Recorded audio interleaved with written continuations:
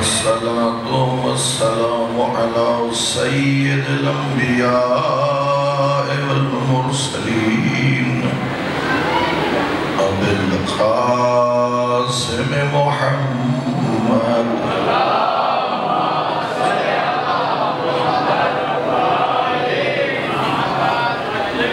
وآله الطيبين الطاهرين المعصومين. أما بعد فقد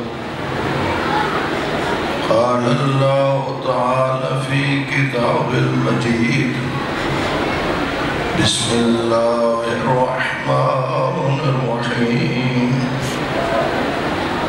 إن الدين عند الله الإسلام. صلى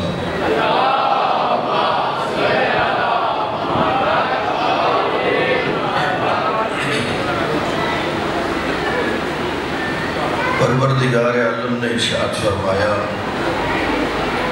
اللہ کے نزدیک پسندیدہ دین دین اسلام ہے۔ سامعین محترم، رسول اکرم صلی اللہ علیہ وآلہ وسلم نے 23 سال کے عرصے میں جیسے جیسے وحی الہی آتی تھی آپ اللہ کا حکم پہنچا دیتے تھے۔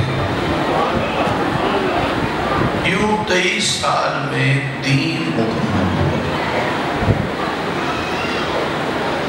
وہ دن کہ جس دن آپ نے خطبہ غدیر ارشاد فرمایا وہ 18 ذی الحج کا روز، اس سے ایک نئی اسلام کی تاریخ رقم ہوئی۔ یہ وہ موقع تھا کہ جس کے اوپر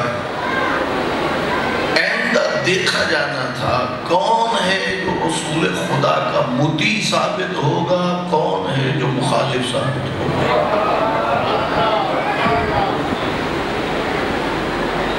اللہ کے نبی نے ایک خطبہ دیا جس خطبے کا نام ہے خطبہ غدیر۔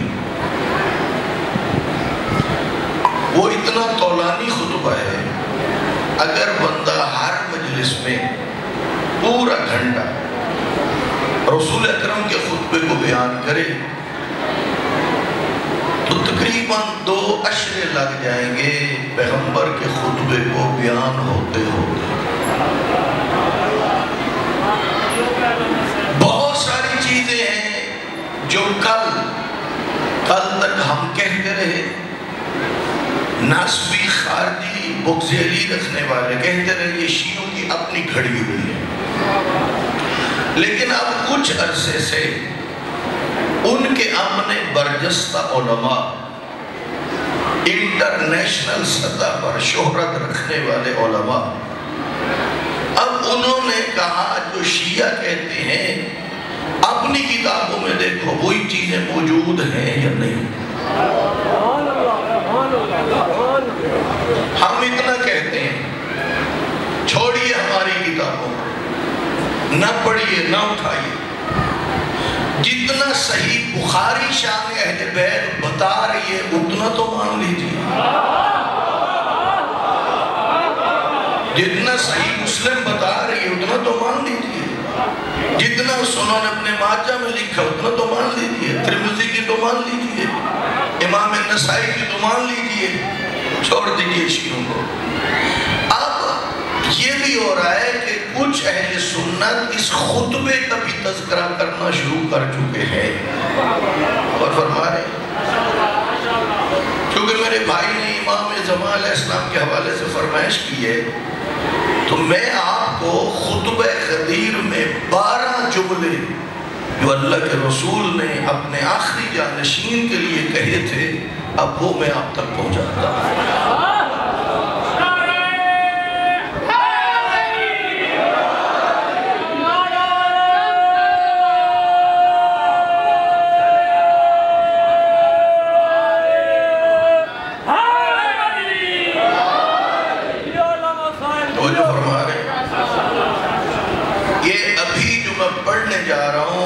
یہ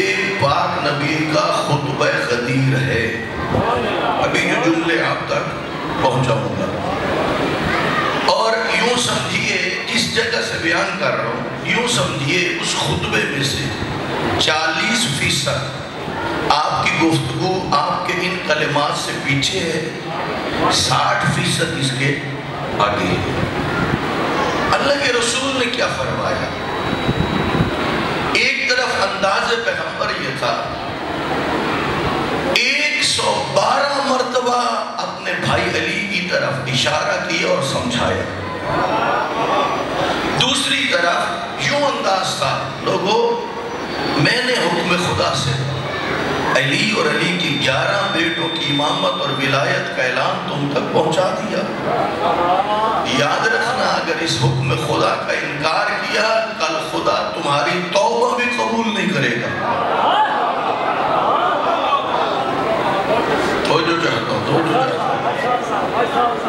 دیکھیے، گناہگار کے لیے توبہ ضروری ہے یا نہیں؟ ہے. توبہ سے ہی تو وہ جو سزا یہ گناہ کی وہ توبہ کے بعد معاف ہوتی ہے. توبہ ہی نہیں ہوگی تو وہ سزا بھی معاف نہیں ہوگی. پیغمبر بتا رہے ہیں، لوگوں جن جن گناہگاروں نے توبہ کرنی ہے اور اعلان غدیر پر ایمان نہیں رکھنا، مالک اس کی توبہ قبول نہیں کرے گا. یہ جملے ہیں رسول اکرم صلی اللہ علیہ وآلہ وسلم. یہ وہ خطبہ ہے جس کی سند موجود ہے، حوالے موجود ہیں، یہ ہوا کی باتیں نہیں ہیں.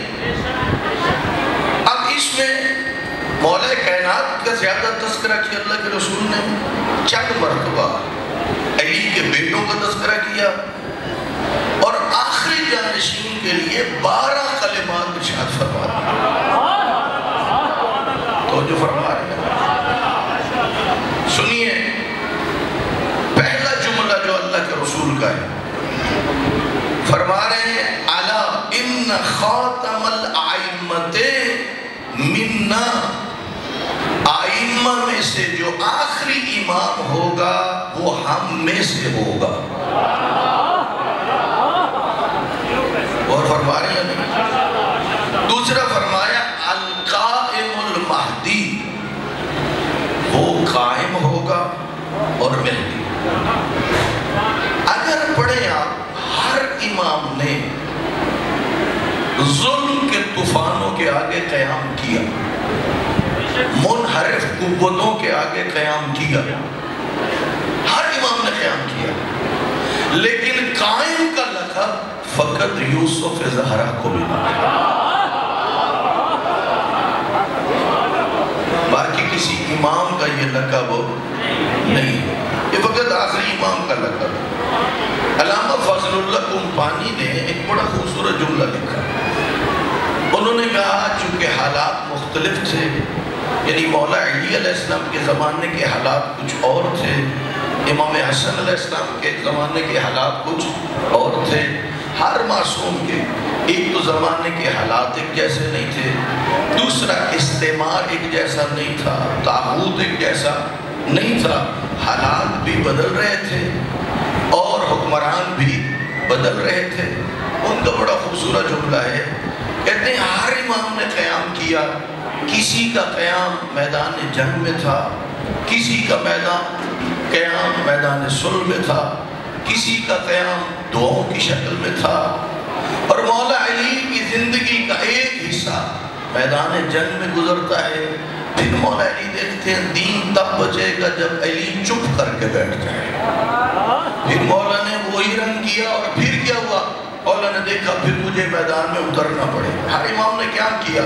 علامہ فضل اللہ فرماتے ہیں، کہتے ہیں کیا ربط تھا امام کے قیام کا پچھلے امام کے قیام کے ساتھ اور بعد والے امام کے قیام کے ساتھ؟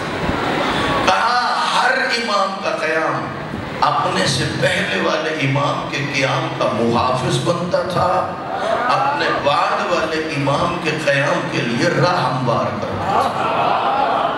امام حسن علیہ السلام نے جب صلح کی، آپ کے قیام نے مولا علی کے قیام کے نتیجے میں حاصل ہونے والی اسلام کی فتوحات کی، اس قیام نے محافظت کی، امام حسین کے قیام کے لیے راہ ہموار کر دی.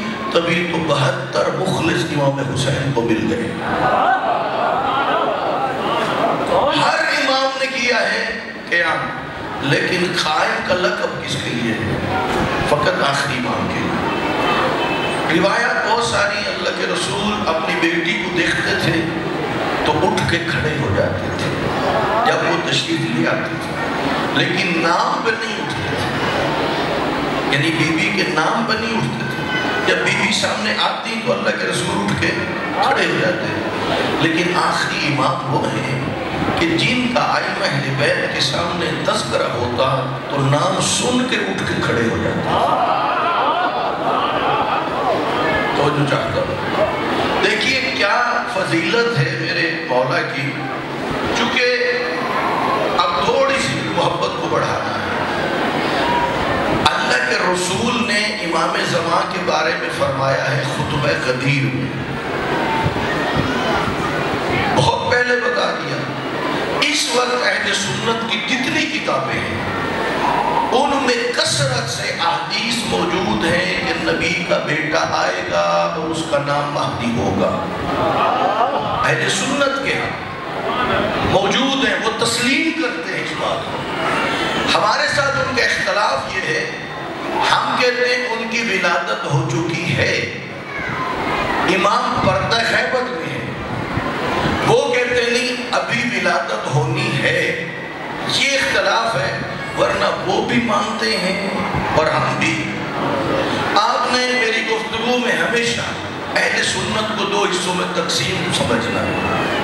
ایک اہل سنت وہ جو اہل بیت سے عشق رکھتے ہیں، اہل بیت سے محبت رکھتے ہیں، مجالس میں آتے ہیں، نیازیں بناتے ہیں، آپ کے ساتھ شبیہ اٹھاتے ہیں، ان کے علماء بیٹھ کے اہل بیت کے فضائل پڑھتے ہیں۔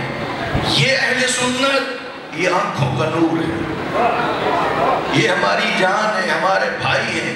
لیکن کچھ مٹھی بھر ایسے بھی ہیں جو مولا علی سے رکھتے ہیں بغض، یزید کی کرتے ہیں فیور۔ یہ ہر کسی کو پتہ ہونا چاہیے، اگر تو چاہتا ہے ہمارے دل میں اپنی جگہ بنا، دشمنان اہل بیت سے نفرت بھی کیا کر، ان پہ لعنت بھی کیا کر۔ اگر کسی کے دل میں ان کے دشمنوں کی ذرہ برابر بھی محبت آ گئی، اس کی آخرت نہیں بچے گی، یہ یاد رکھنا۔ اب یہاں پر ائمہ اہل بیت بتا، خود رسول خدا بتا رہے ہیں میرا بیٹا کیا کرے گا، دنیا ظلم سے پر ہو جائے گی، اس وقت میرے بیٹے کا ظہور آئے گا میرا بیٹا۔ یہی سوال حضرت امام جعفر صادق علیہ السلام سے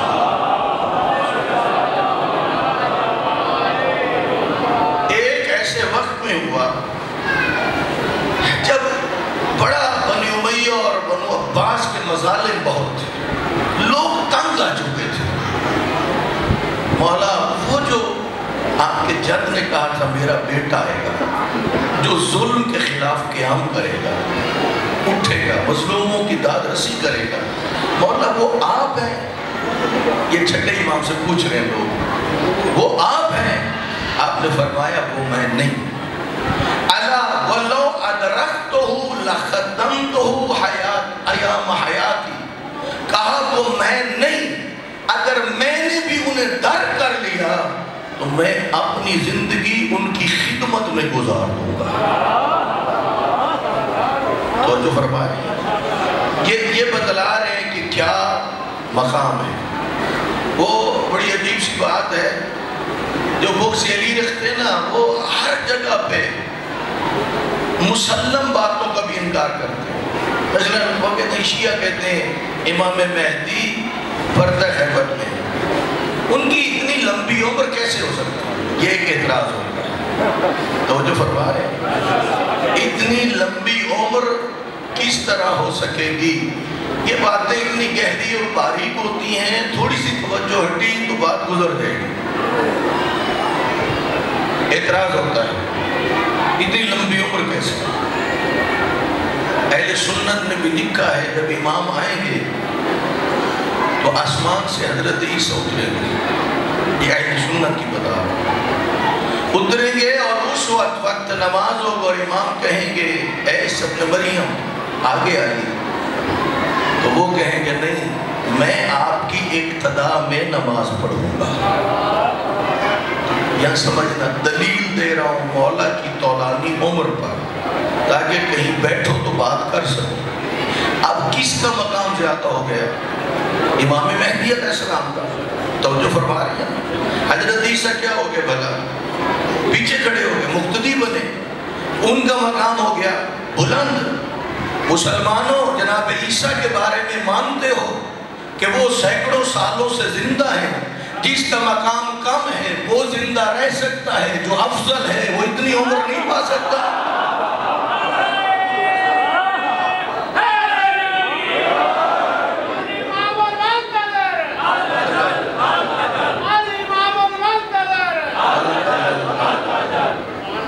توجہ فرما رہے ہیں. کسی زمانے میں مناظرے ہوا کرتے تھے، اب نہیں ہوتے کسی زمانے میں. تو یہ مناظرہ مجھے بھی تقریباً 20-25 سال ہو گئے. یہ سنا تو اب بات یاد آ گئی تو اب تک پہنچا.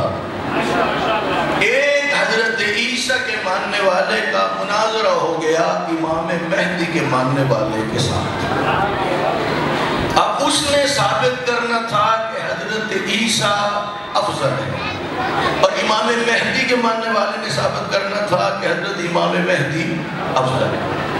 اس نے دلیل یہ دی، انہوں نے کہا ہمارا عیسیٰ چوتھے آسمان پر، توجہ چاہتا ہوں، ہمارا عیسیٰ چوتھے آسمان پر، تمہارا مہدی زمین پر. امام مہدی کے ماننے والے نے کہا تو اس سے تو امام مہدی کی فضیلت ثابت ہوئی. اس نے کہا وہ کیسے؟ کہا ترازو لگاؤ، ایک پلڑے میں امام مہدی کو رکھو، ایک میں حضرت عیسیٰ کو رکھو. خود ہی کہہ رہے ہو وہ اوپر ہے، تو جو وزنی پلڑا ہوتا ہے وہ نیچے ہوتا ہے.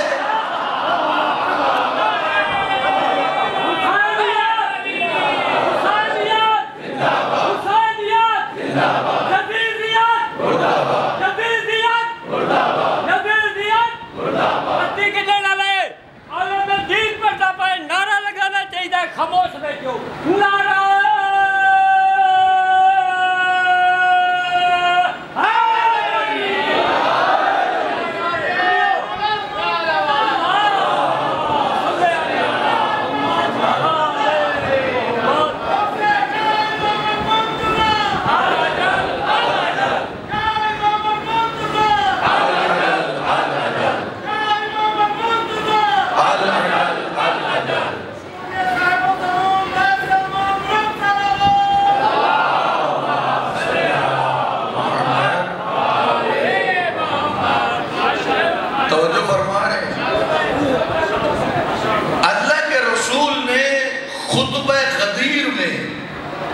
دوسرا جملہ جو ارشاد فرمایا، پہلا پھر سن لو.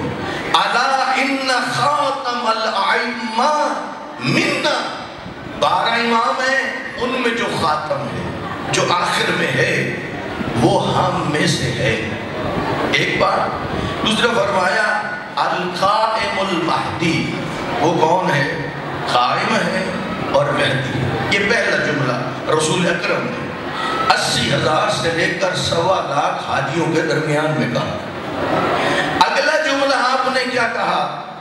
الا انہ الظاہر علی الدین.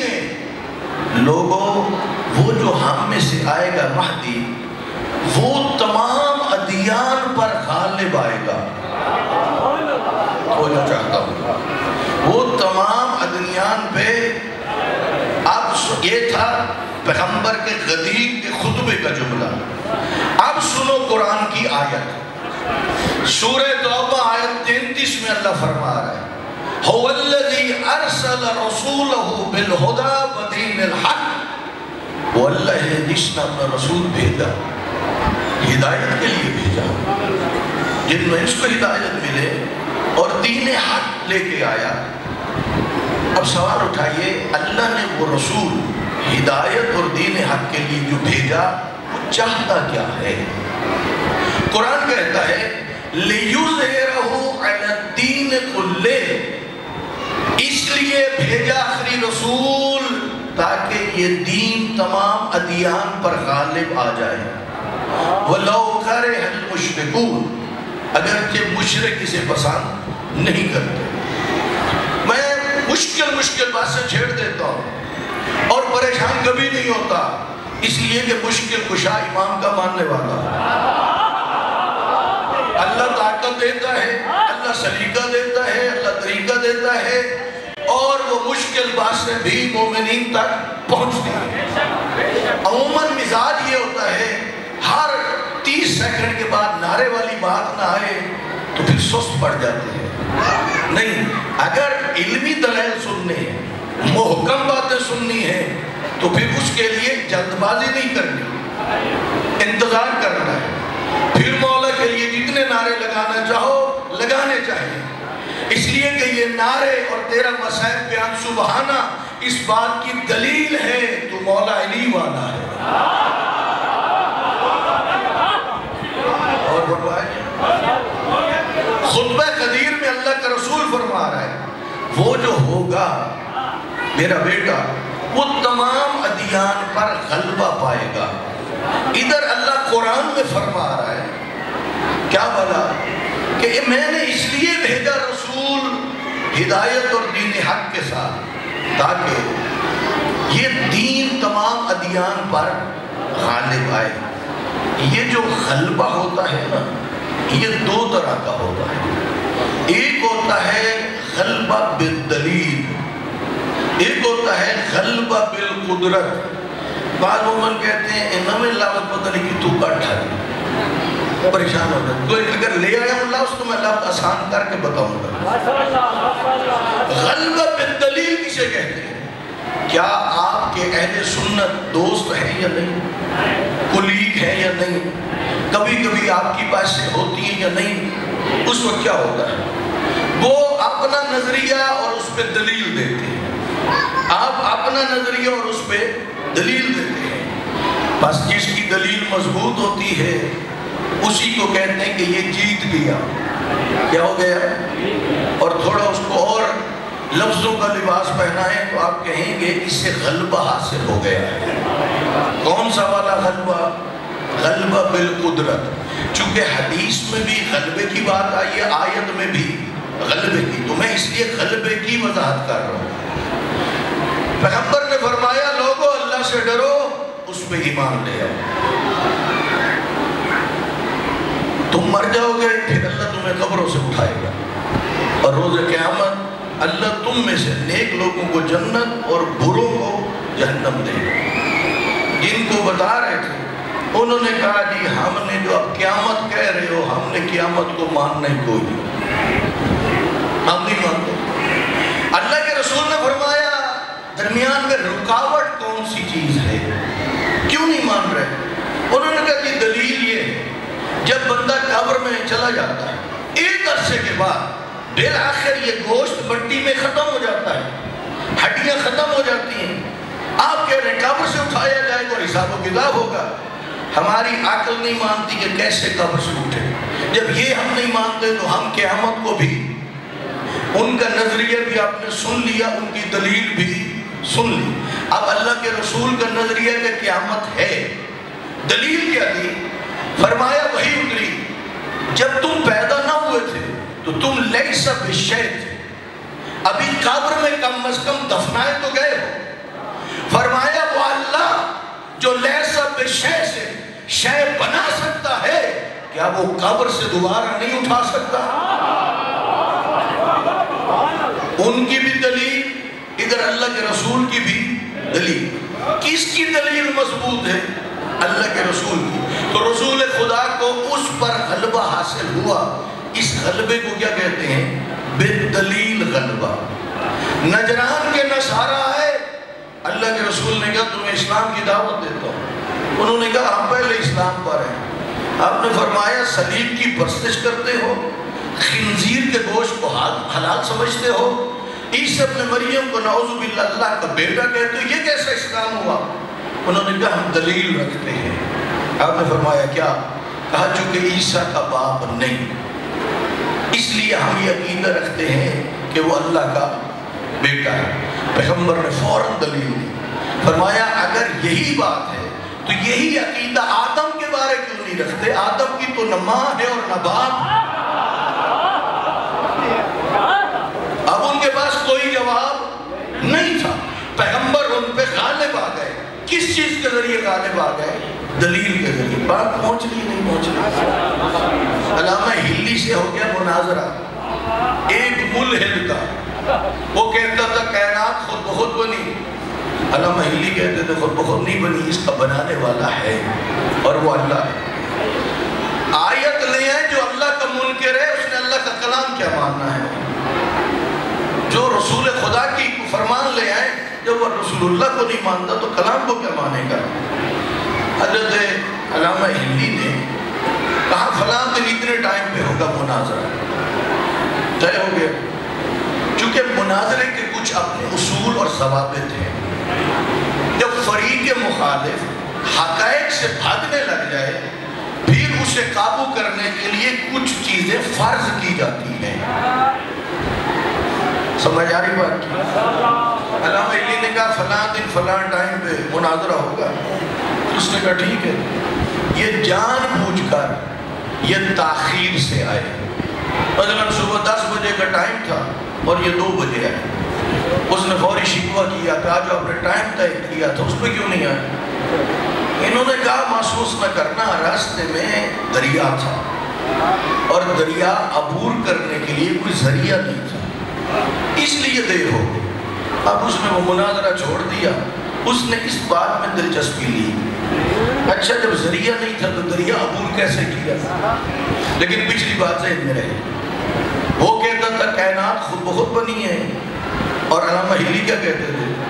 یہ نہیں بن سکتی خود بخود، یہ جو عزاخانہ کی بلڈنگ ہے یہ خود بخود بن گئی تھی، مستری تھے، مزدور تھے، ٹائم لگانا۔ علامہ ہلی نے کہا، یا اس نے پوچھا نا آپ نے کیسے دریا عبور کیا؟ کہا میں پریشان کھڑا تھا، لکڑی کے تختے آتے گئے، وہ آپس میں جڑتے گئے، ایک کشتی بن گئی، میں اس میں بیٹھا اور ادھر آ گیا۔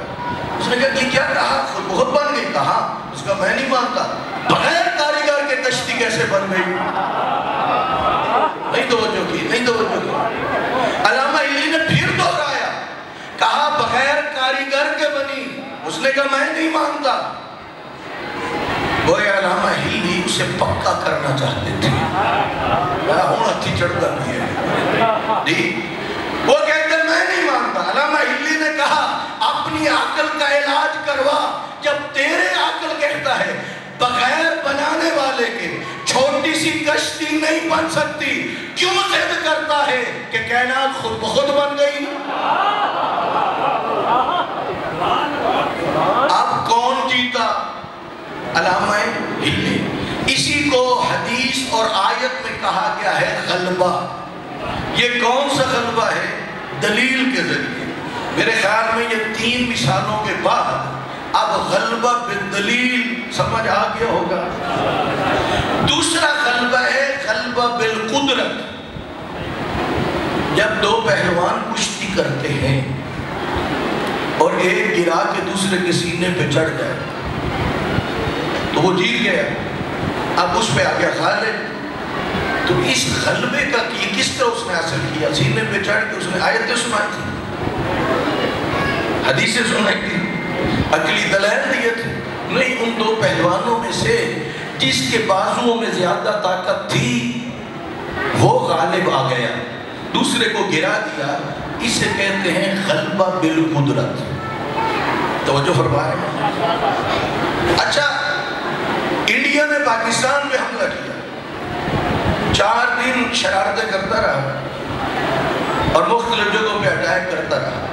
خدا کا لطف یہ ہوا کہ ہماری پاک افواج میں وہ 4 دنوں کی شرارتوں کو 4 گھنٹے میں ختم کروایا، اور اس کے بعد جب اس کے سارے سسٹم ہو گئے پھر اب وہ بھاگا ادھر ادھر کہ میں یہ جنگ نہیں کرتا۔ اسے سمجھ آ گئی تھی کہ پاکستان غلبہ بالقدرت مجھ پہ پا رہا ہے۔ تو جو فرما رہا، اسرائیل کو آرام نہیں آتا تھا، ایران پر اٹیک کیا، جس کے نتیجے میں میرے راہبر معظم سڑکوں پہ نکل کے کہہ رہے تھے ایران ہمیں معاف کر دو۔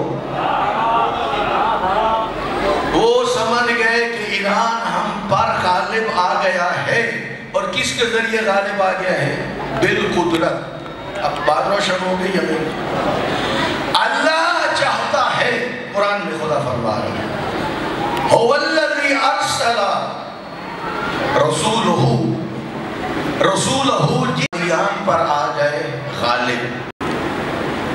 سوچئے، یعنی اسلام کو بالدلیل بھی غلبہ حاصل ہو چکا ہو اور بالقدرت بھی غلبہ حاصل ہو چکا ہو. سوچئے ذرا. میں پھر دہراتا ہوں، میں نے بڑی وضاحت کی ہے. ایک ہے غلبہ بالدلیل اور ایک ہے غلبہ بالقدرت. کیا اسلام کو یہ دونوں غلبے حاصل ہو چکے ہیں؟ یہاں مفسرین اس آیت پہ پریشان ہیں، لیکن راہ مل گیا ان کو جس مفسر کا تعلق مکتب اہل بیت کے ساتھ ہے. جہاں تک غلبہ بالدلیل ہے تو پاک نبی کی زندگی میں ہی یہ غلبہ اسلام کو حاصل ہو گیا تھا. آپ پڑھیے، جس سے بھی بات کرتے تھے آپس میں ان کا نظریہ سنتے تھے، دلیل سنتے تھے، اپنا نظریہ اور دلیل دیتے تھے. نتیجہ یہ ہوتا تھا کہ دین دلیل کے ذریعے اپنے آپ کو سچا ثابت کرتا تھا اور مد مقابل کو جھوٹا ثابت کرتا تھا. آپ پڑھ لیں وہ مناظرے جو ائمہ اہل بیت علیہ السلام سے ہوئے، خصوصاً امام رضا علیہ السلام کے. اس وقت پوری دنیا کے مسیحوں کے بڑے بڑے علماء، یہودیوں کے بڑے بڑے علماء، مجوسیوں کے، ہر ایک کے امام رضا کے سامنے بیٹھے تھے. وہ کہتا تھا میرا یہ نظریہ ہے اور یہ دلیل ہے. میرے مولا چند سیکنڈ میں اس کے نظریے پہ ایسی دلیل دیتے تھے، نہ نظریہ نظر آتا تھا نہ دلیل نظر آتی تھی.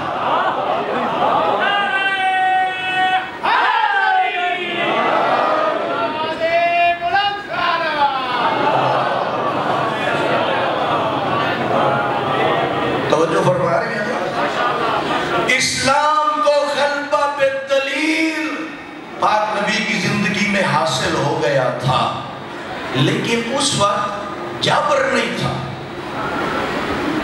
جو نجران کے نصارہ تھے، فرمایا نہیں تھا اگر نہیں قبول کرتے تو جزیہ دو، جبر نہیں تھا. یہ جو غلبہ بالقدرت ہے، اس سے کیا مراد ہے؟ اس سے مراد یہ ہے کہ جب پوری دنیا پر ہر ایک اللہ کو سجدہ کرنے والا ہو، ہر ایک سید الانبیاء کو محمد رسول اللہ کہنے والا ہو، ہر ایک مولا علی کو علی ولی اللہ کہنے والا ہو، یعنی پوری کائنات میں بسنے والے انسان سب کے سب ہو جائے جمع کس بات پر؟ اس کلمے پر، دین محمدی پر، شریعت پیغمبر پر. اسے کہا جائے گا غلبہ بالقدرت. یہ جو غلبہ بالقدرت حاصل ہوگا ابھی تک حاصل نہیں ہوا. کس طرح ہوگا؟ یہ اس طرح ہوگا، امام زمان علیہ السلام فرمائیں گے او لوگو آؤ، میں آدم کا وارث ہوں، میں نوح کا وارث ہوں، ابراہیم کا وارث میں ہوں، موسیٰ کا وارث میں ہوں، عیسیٰ کا وارث میں ہوں، محمد کا بیٹا میں ہوں، علی کا بیٹا میں ہوں. آؤ میرے ہاتھوں پر بیعت کرو، آؤ دین محمدی کو قبول کرو. مجوسیوں کو بھی کہیں گے، یہودیوں کو بھی کہیں گے، عیسائیوں کو بھی کہیں گے، ہر ایک کو کہیں گے. اس وقت لوگ یا کلمہ پڑھ لیں گے، امام کی طرف آ جائیں گے، یا امام سے لڑنے کے لیے تیار ہو جائیں گے. جو لڑیں گے وہ مریں گے. جب وہ سب مر جائیں گے کوئی اور نہیں ہوگا تو پھر امام زمانہ بالقدرت غلبہ حاصل کر لیں گے.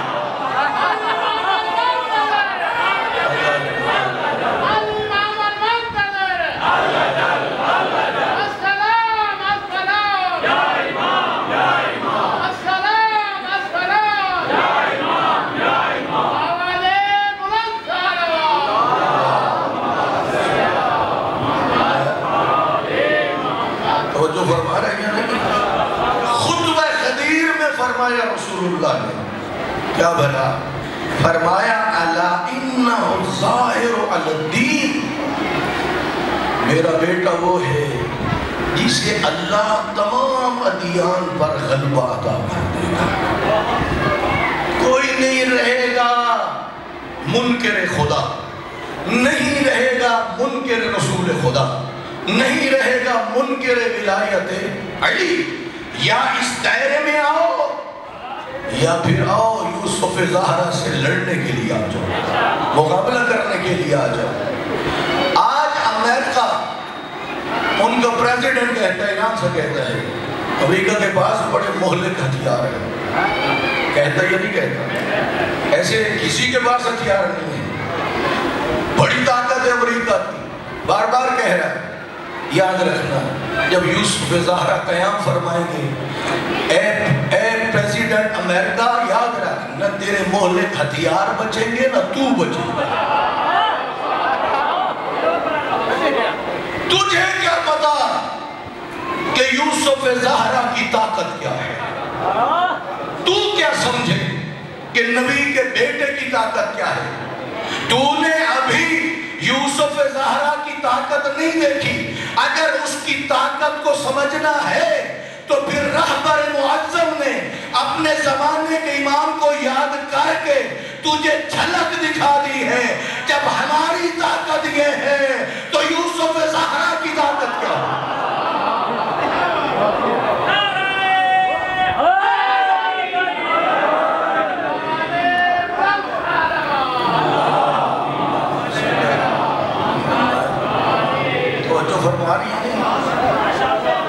آپ سنیے اس وقت عالمی حالات پہ نگاہ رکھیے، خبریں سنیے. میں آپ کو نئی اطلاع دے رہا ہوں.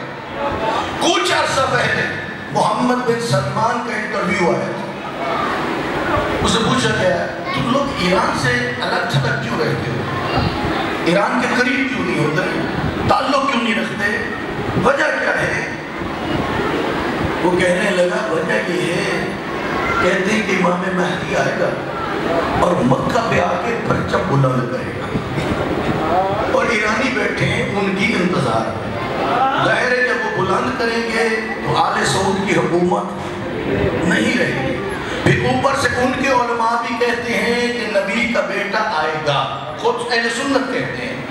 اب وہ سوچ رہے ہیں کہ ہماری کتابوں میں بھی موجود ہے. ادھر پوری دنیا میں جہاں شیعہ ہے مشکل میں بن جائے تو اپنے امام کو یاد کرتے ہیں. ان کو پتا ہے کہ ایران میں اتنا گریہ کسی اور پہ نہیں ہوتا جتنا امام زمانہ پہ ہوتا ہے، اور وہ توسل کرتے ہیں امام زمانہ کے ساتھ. اس لیے وہ کہہ رہا ہے کہ ہم قریب نہیں ہوتے. امریکی وزیر خارجہ نے بیان دیا اور اس نے امام زمان اسلام کی طرف اشارہ کرتے ہوئے یورپیوں کو ڈرایا. چونکہ امریکہ چاہتا ہے میری پوری دنیا پہ حکومت رہے. ادھر وہ روایات بتلاتی کہ پوری دنیا کی حکومت میرے مولا کی ہوگی، کسی اور کی.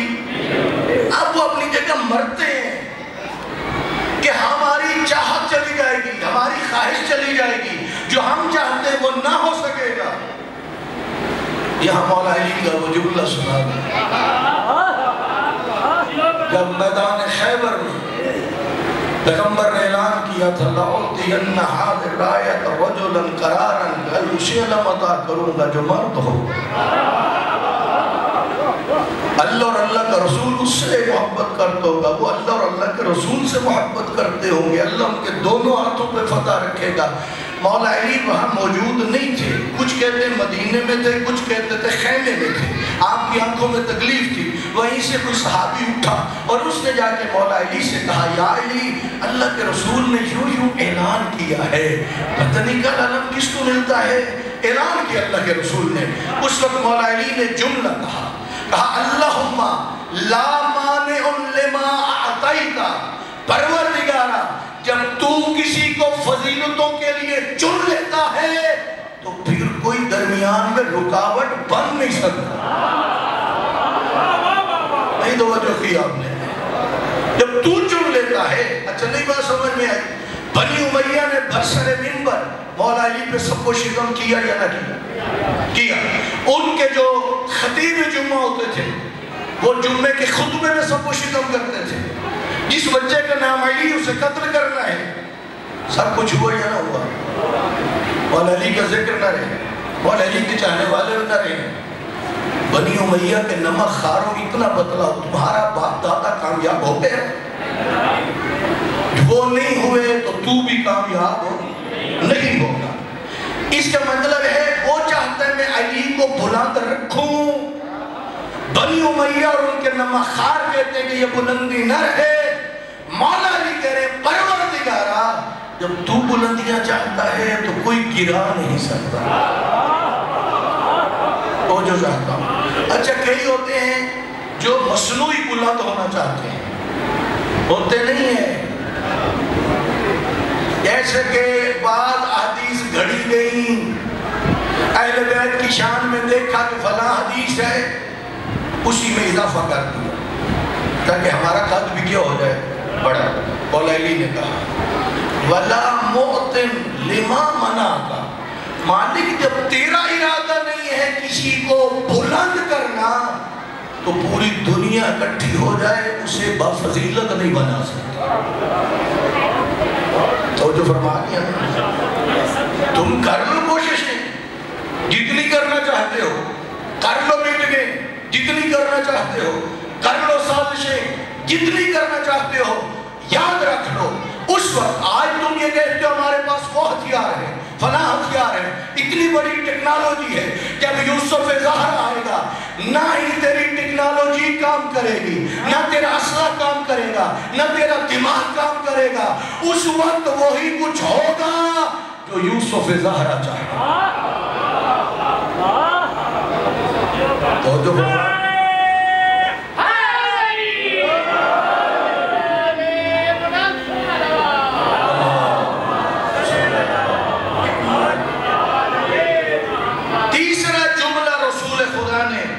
اپنے جانشین کے بارے میں جو کہا، تیسرا جملہ فرمایا اَلَا إِنَّهُ الْمُنْتَقِمُ مِنَ الظَّالِمِينَ، وہ جو میرا بیٹا آئے گا وہ مظلوم بیچارے تو کچھ نہیں کر سکتے طاقتور کے سامنے، غزہ میں وہ مظلوم مارے جا رہے ہیں، کچھ نہیں کر سکتے۔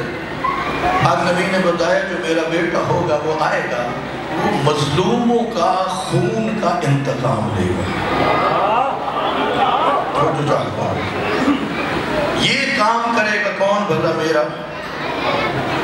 اور یہی وجہ ہے کہ مولا نے قاتلان امام حسین سے بھی لینا ہے انتقام۔ زیارت ناحیہ میں ہے او میرے جد حسین میں تجھے صبح بھی ہوتا ہوں تجھے شام کو بھی ہوتا ہوں۔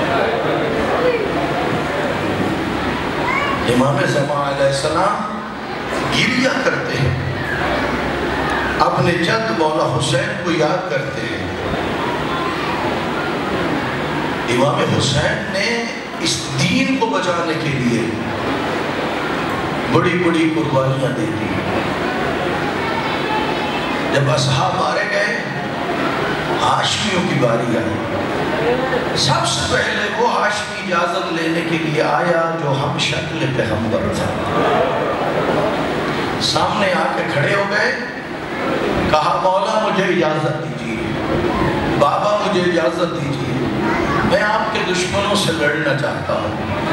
امام حسین علیہ السلام نے سر سے لے کر پاؤں تک وَنَظَرَ إِلَيْهِ نَظْرَ آئِسٍ، ایک مایوسانہ نگاہ ڈالی۔ اس وقت مظلوم رو پڑے، ایک سرائکی شاعر گزرے ہیں اور وہ نظر حسین جھڑی، وہ اس عربی جملے کا جو مفہوم وہ بیان کرتے تھے وہ یہ بنتا ہے امام حسین اس طرح اپنے بیٹے کو دیکھ رہے تھے جیسے اجڑے ہوئے باغ کا مالی اجڑے ہوئے باغ کو دیکھ رہے ہیں۔ آئیے پرسہ دے لیجئے، خود سر پہ امامہ باندھا، اپنے بابا علی کا کمر بند جو چمڑے کا تھا وہ باندھا، وہ گھوڑا جو رسول خدا کا تھا اس پہ سوار کیا، علی اکبر کو روانہ کیا، اپنے ہاتھ اپنی ریش کے نیچے لے آئے اور کہنے لگے اللہم اشہد علی ہؤلاء القوم فقد بارز الیہم غلام اشبہ الناس خلقا و خلقا و منطقا لنبی، پروردگارا میں اسے بھیج چکا ہوں جو شکل میں تیرے نبی جیسا تھا۔ گفتار میں تیرے نبی جیسا تھا، گفتار میں تیرے نبی جیسا تھا۔ اے اللہ، جب میں تیرے نبی کی زیارت کے لیے بے چین ہوتا تھا، میں اس جوان کو دیکھ لیتا تھا۔ میں نے ایک روایت پڑھی ہے، رسول خدا کی وفات کے بعد امام حسین اکثر نانے کی وجہ سے روتے رہتے تھے۔ خواب میں دیکھا نانا کو، رسول خدا نے پوچھا میرا لال حسین اتنا کیوں گریا کرتے ہو؟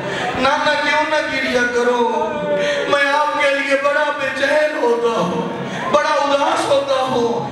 پیغمبر نے فرمایا حسین میں تیرے لیے اللہ کی بارگاہ میں دعا کرتا ہوں، اللہ تجھے ایک بیٹا عطا کرے گا جو میری شکل والا ہوگا، میری سیرت و گفتار والا ہوگا۔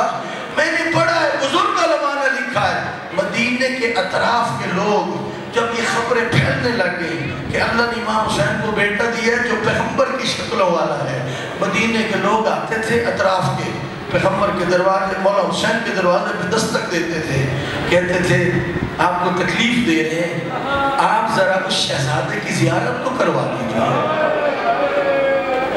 جو شکل و صورت میں رسول خدا کی طرح ہے، تاکہ ہم اس زیارت کا اجر پا سکے۔ جب حضرت عباس اور علی اکبر مدینے کی گلیوں میں نکلتے تھے، لوگ کام چھوڑ کے دیکھتے تھے، کتنا خوبصورت ہے علی اکبر، جب کیا ہے نا روانہ۔ اب سنو، امام حسین کھڑے ہیں، روانہ کر دیا، اس کے بعد منظر کیا بنا؟ علی اکبر جاتے جاتے دل میں خیال آیا، ایک مرتبہ مڑ کے میں اپنے بابے کی زیارت تو کر لوں۔ جب مڑ کے دیکھا بابا وہاں نہ کھڑا تھا جہاں پر چھوڑا تھا، بلکہ بابا تیزی سے پیچھے پیچھے آ رہے تھے اور اتنا کہہ رہے تھے علی اکبر جب تک میں دیکھتا رہوں مجھے مڑ مڑ کے اپنا چہرہ دکھاتے رہنا، میں آپ کے چہرے کو دیکھنا چاہتا ہوں۔ اے عزیزارو، چلے گئے علی اکبر، بڑی جنگ لڑی، 3 دن کے پیاسے تھے، ایک مرتبہ پلٹ کے آئے، جب آئے ہیں نا معلوم ہے حضرت علی اکبر کی شہادت بڑی سچ شہادت ہے۔ آپ میں جو کربلا گئے ہو نا، تمام شہداء اصحاب ایک طرف ہیں، ہاشمی مولا حسین کے قدموں میں ہیں، ہر زری 4 کونوں کی ہے، مظلوم کربلا کی زری 6 کونوں کی ہے، جو ظاہر ہے تختی اس طرح نہیں ہوتی، تختی کے 4 کونے وہ ہو گئے، ایک حصہ اس کا اضافی ہوتا ہے، 2 کونے یہ، ہر زری کے 4 کونے، مولا حسین کی زری کے 6 کونے۔ کیوں؟ کہا یہ اس لیے ہے یہاں علی اصغر سوئے ہوا ہے، اس سے نیچے ہم شکل پیغمبر سوئے ہوا ہے، یہ جو جگہ بڑی ہوئی ہے یہاں پر ہم شکل پیغمبر کے قدم ہے۔ اجرکم اللہ، امام حسین کے دونوں بیٹے ساتھ سوئے ہوئے ہیں۔ آیا شہزادہ لڑتا لڑتا، یا بتا العطش قد قتلنی وثقل الحدید قد اجہدنی، گرمی حبس ہے، سانس بھی لیتے ہو، اپنی آنکھوں کو وضو بھی کرواتے ہو، غم علی اکبر میں آنسو بھی بہاتے ہو، واپس آ کے کہا یا بتا العطش قد قتلنی وثقل الحدید قد اجہدنی، بابا پیاس نے مجھے مار ڈالا ہے۔ یہ نہیں کہا کہ فوجی اشقیاء نے مار ڈالا ہے، ان کی تو پرواہ ہی نہ تھی، کہہ رہے ہیں بابا پیاس نے مجھے مار ڈالا ہے، لوہے کے بوجھ نے مجھے تھکا دیا ہے، کیا ایک گھونٹ پانی کا ہو سکتا ہے؟ اور جن کے جوان بیٹے ہو باپ مر جاتا ہے، جب بیٹا پانی مانگے باپ پانی نہ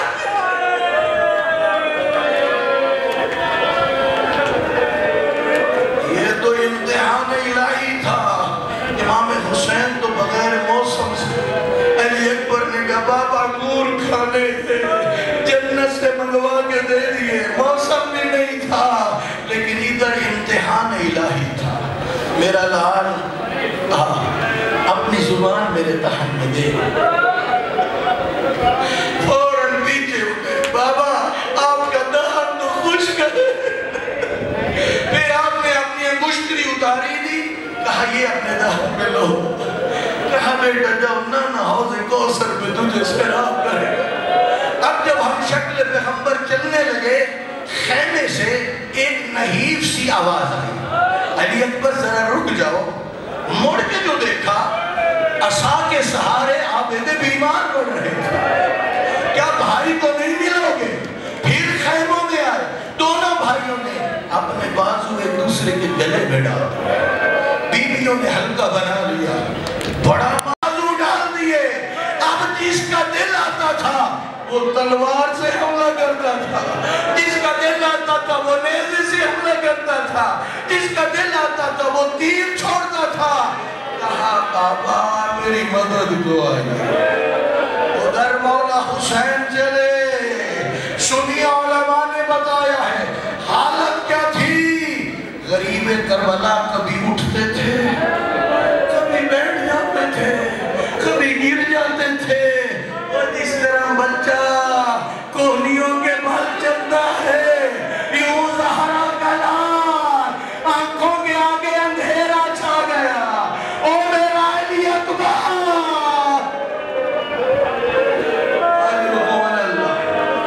بڑی مشکل سے پہنچے۔ جب پہنچے ہیں، باپ ہے نا باپ، سنیے، چاہتے ایک مرتبہ علی اصغر کو میں سینے سے لگا لوں، اٹھانا چاہتے ہیں، بدن میں طاقت نہ تھی، اٹھا نہیں پائے۔ امام اصفہانی نے لکھا ہے، پھر مولا حسین خاک کربلا پہ بیٹھ گئے، اپنے زانوں پر علی اکبر کا سر رکھا، شبیر نے جھکنا شروع کیا، اتنا جھکے وَوَضَعَ خَدَّهُ عَلَى خَدِّ ابْنِهِ، اپنا رخسار علی اکبر کے رخسار میں رکھ دیا۔ رکھنے کے بعد اس وقت سے پیچھے کسی نے مولا حسین کو بلند آواز میں روتے ہوئے نہیں دیکھا۔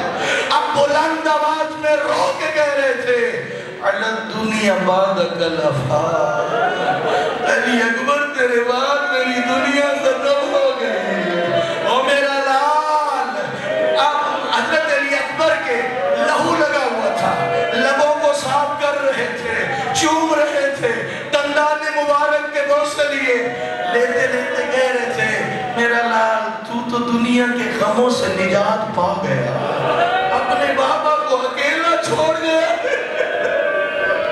پھر جو اٹھے فرمایا ہے پسر سعد، اللہ تیری نسل ختم کرے، تو نے میرا اکبر مارا۔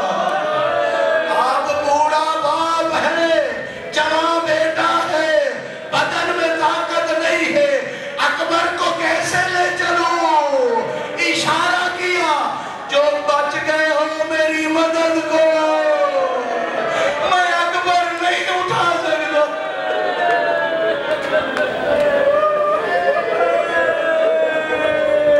آئے مدد کے لیے، اٹھا کے لائے، اس جگہ رکھا جہاں پر بعد میں ہاشمیوں کے لاشیں رکھے گئے۔ آپ چلے ہیں اس طرف جدھر بیٹی تھی، بی بی سکینہ سامنے آ گئی، کبھی ادھر دیکھتی ہیں، کبھی ادھر دیکھتی ہیں۔ مولا حسین نے پوچھا، بیٹی کیا دیکھتی ہو؟ بابا میں اپنے بھائی علی اکبر کو دیکھ رہی ہوں۔ آپ آئے اور میرا بھائی کہاں ہے؟ اتنا بتاؤ، مظلوم جواب دے تو کیا دے؟